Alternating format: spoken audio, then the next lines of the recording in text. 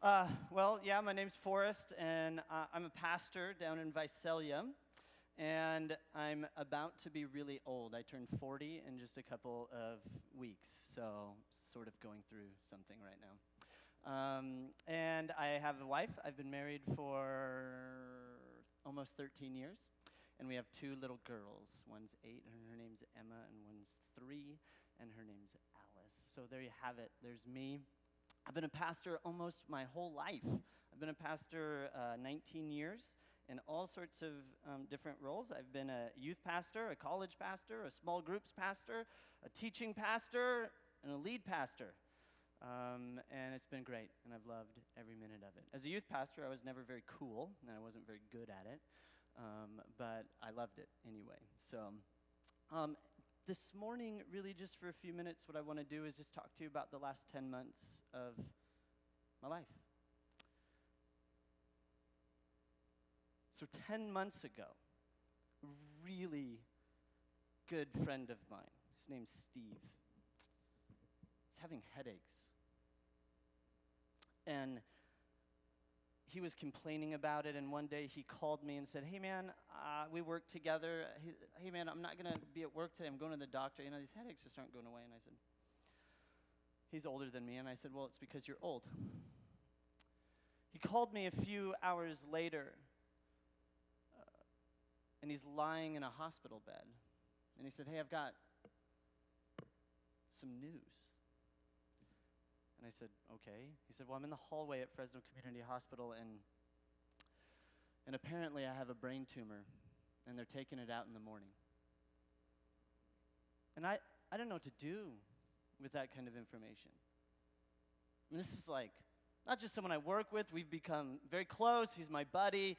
I mean, we went to football games together and baseball games together. He was my mentor in many ways. I mean, we shared a lot of life together. And I've got to I didn't know what to do with that. And so the next morning, myself and many of the people that I work with, we drove to Fresno, and we sat in a waiting room with his wife and kids and family and just waited to hear how it was going to go. Several hours later, they came out and said, "Well, it went okay, but we've got some more bad news. It's the kind of tumor that it was what we were hoping it wouldn't be. It's the kind of tumor that most people don't survive from." And that was huge. And then a thought dawned on me. See, my buddy Steve, who's now just had brain surgery, he was supposed to teach on Sunday morning, but now I was going to have to, and so I was a little upset. But I remember driving home from Fresno, and the word that kept popping into my mind was suddenly. How did I get here? Everything was fine, and then suddenly my friend, my mentor, my colleague, the man who, when I was on death's door, almost dead in a hospital, he was the one standing next to my hospital bed.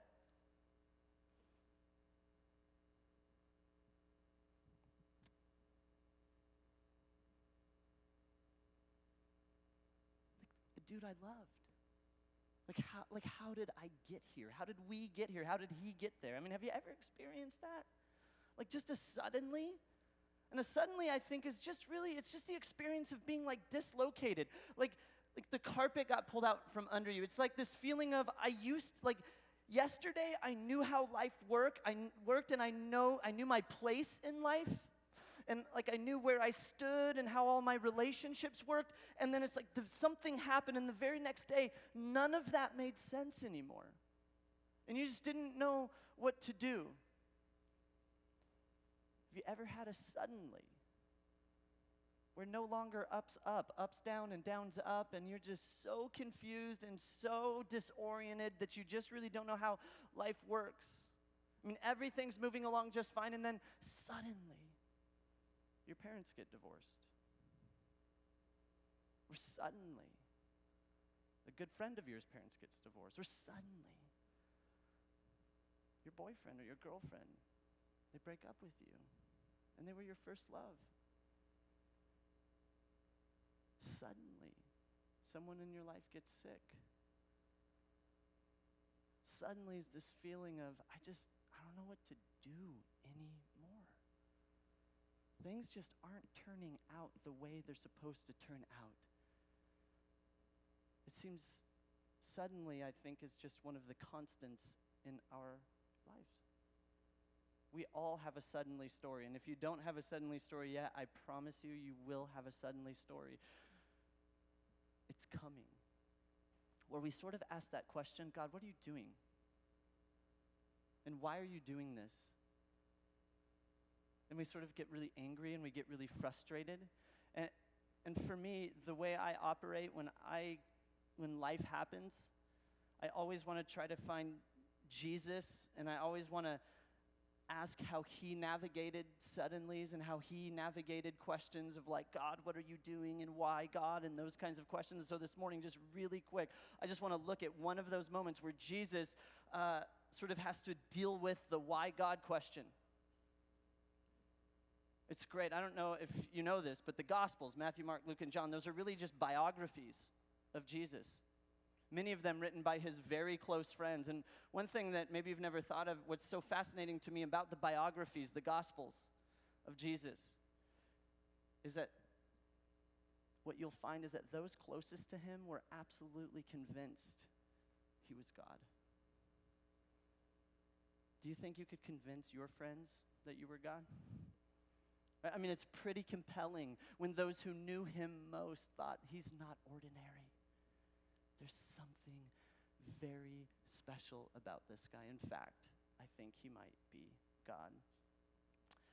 And there's this moment that gets recorded by one of his really close friends. His name was John, and it's just a story. And I just want to read it to you. And it says this: as he went along, Jesus, he saw a blind man from birth. And his disciples, those are his closest friends, asked him, Rabbi, that just means teacher, who sinned, this man or his parents, that he was born blind? Because the dominant idea in Jesus' day is that if something was wrong with you, it's because you did something bad or like your parents did something bad. And that's why something was going bad in your life. So this is a pretty normal question. Who screwed up? Jesus, this guy's blind, so who screwed up? Whose fault is it? And this is how Jesus responds, and I love it. And he says, neither this man nor his parents sinned, another way of saying screwed up. But this happened so that the works of God might be displayed in him. That word displayed actually sort of means to shine, right? It sort of carries with it the idea that something used to be dirty, and then it got polished up. As in, this guy's blind, and it's dirty, it's broken, it's not quite the way it's supposed to be, but God has this ability to make it shine. Here's interesting about Jesus' close friends. Their very first go-to is, what caused this? What caused it? God, what caused that? Why did that happen, God? Like, they're trying to connect the dots. Right? I don't know if you've ever had one of those suddenly moments and you're trying to connect the dots. Well, what happened and what could I have done better and how can I make sure this never happens again? And so Jesus' friends are just like you and I. Why, God? God, what are you doing? What's going on? And I'm kind of frustrated and I'm pretty ticked off. But I think the why, God question is a really bad question. It's a useless question. It's a troubling question. Because what kind of answer do you think you're going to get?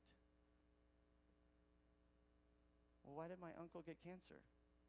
Well, what do you think God's going to say to that? Well, I mean, he ran that stop sign that one day and he thought no one was watching. Right?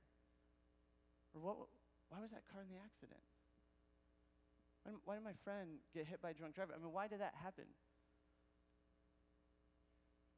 I mean, I've had several friends that have been sexually assaulted. Like, what if they got an answer to that question? What do you think God would say to that? There are no dots to connect.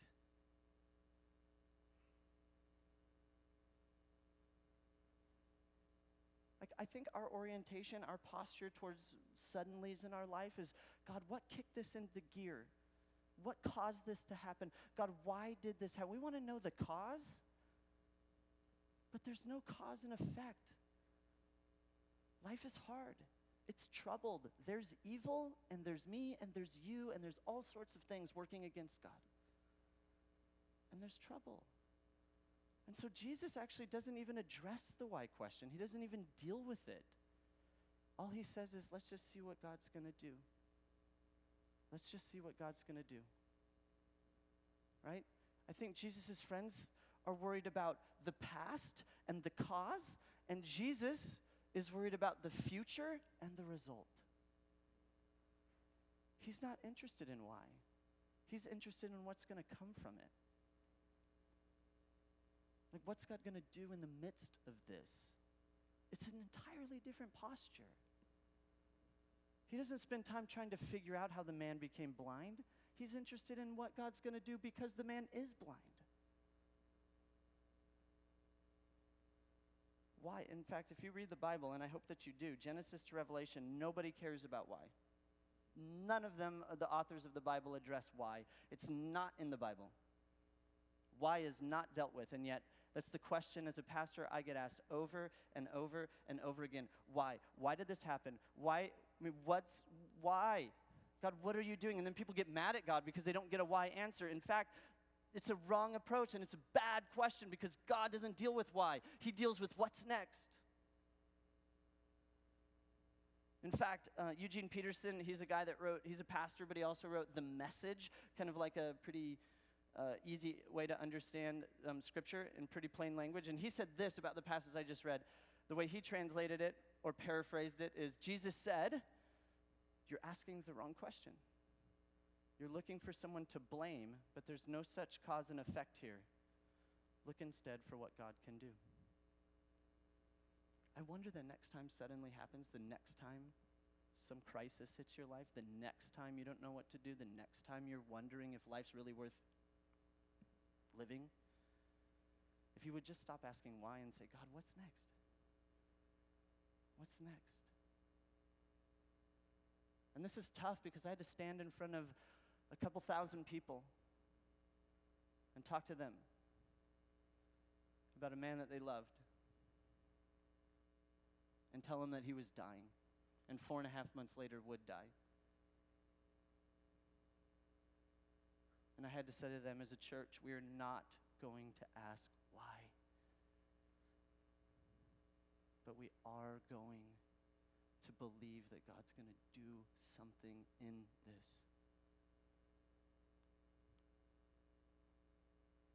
God doesn't care about why.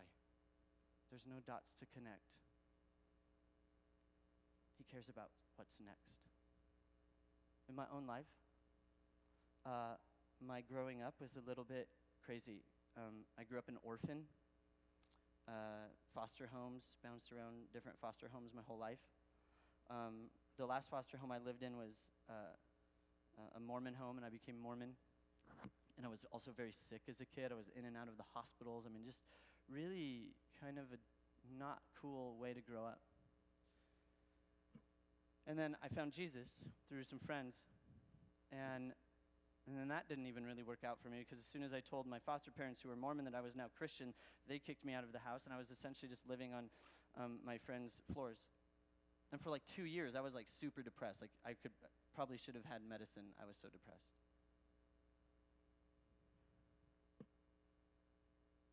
And there's really, when I look back, it's really like, I don't like telling that story because I wish like my childhood was normal, right? I wish that my parents had stayed together. I wish that my parents had made better decisions. I wish that I, didn't live in foster homes. I wish all of that didn't happen. And I spent some time asking why about all of that. And then I realized, what a stupid question. Because every day I get to live in the what's next. Like, there's no reason I should be here. I should be a statistic. I should be dead. I've almost died twice. They've had to paddle me. But yet, every day of my life for the last 18 or 19 years, I've got to talk about Jesus loving you to thousands and thousands and thousands and thousands of people. In fact, recently, I rarely post on Facebook. I don't even really know how to do it, but I'm taking a team to Israel this summer. Can't wait. And so I posted. I said, hey, we're going to Israel. It's funny, a friend of mine that I was really mean to in high school. I was kind of a jerk in high school, by the way, super jerk, really, really mean. And I teased this girl all the time for all sorts of things. And she responds like this on Facebook. I'll just read you her post. You know, Forrest Jenan, if someone would have told me in high school that you would someday lead a bunch of Jesus followers to Israel, I would have laughed. It's amazing to see all that God's done in your life. And then here's where she really just jabs me, especially since you made fun of me for my faith, which I did all the time. Hope you have an amazing trip. We ask why, and God says, I don't care. Look what I'm going to do next. Look what I'm going to do next. I don't know what your suddenly is, and I'm sure it hurts. That's what I know all of our suddenlies have. They're scary and they hurt. And I'm still hurting. My buddy's been dead for a few months now. It hurts. I'm all grown up and have a family of my own, and when I look at my past, it still hurts.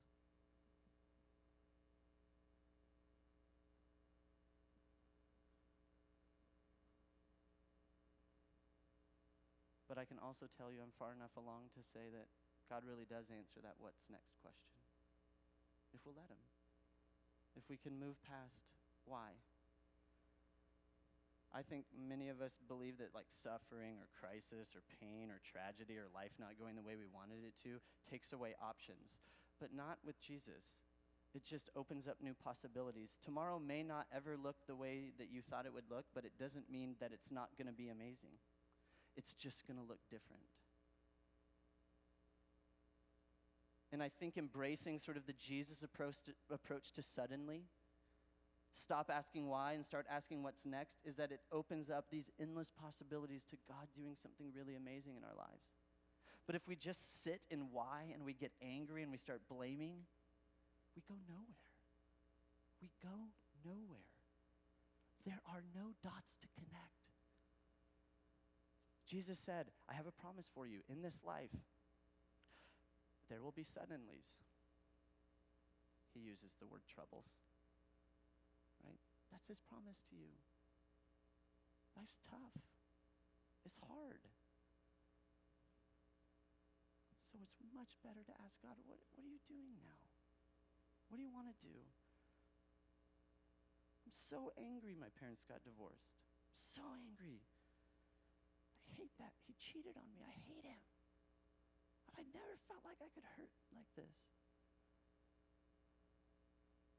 Why?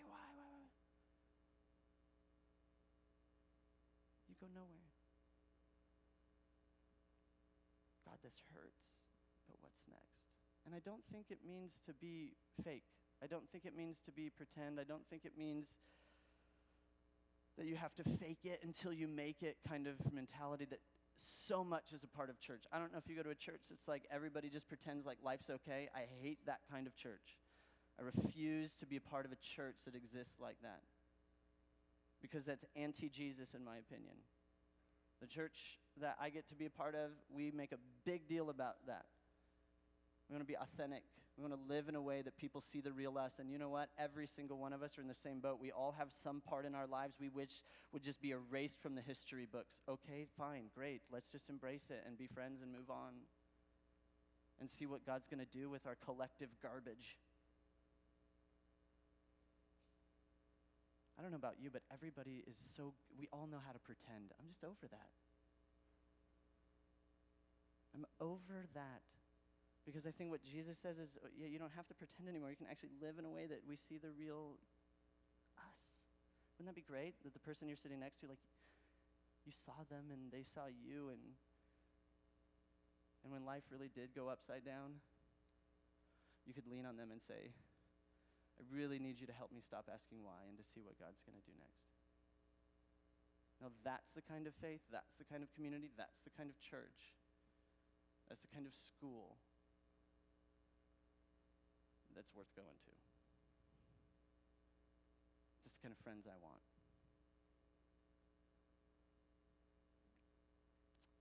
Here's the deal. Think about the people you admire most. And I know for all of you, it's now me. I'm just kidding. You guys don't laugh at anything.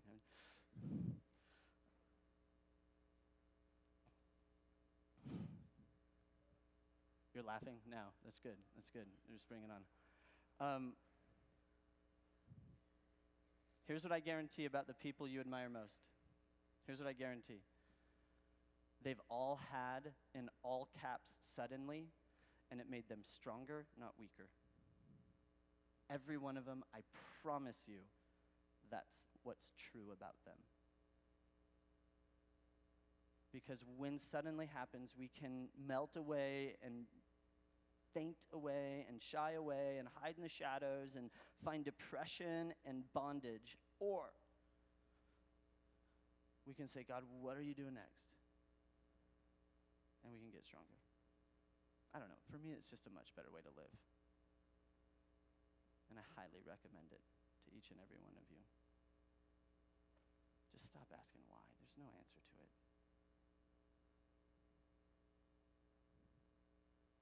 I say this a lot, and lots of people disagree with me, so you can disagree with me. And theologically, your teachers might hate me for saying what I'm about to say. So this is my opinion theologically. I'm going to be very clear. Not everything happens according to God's plan.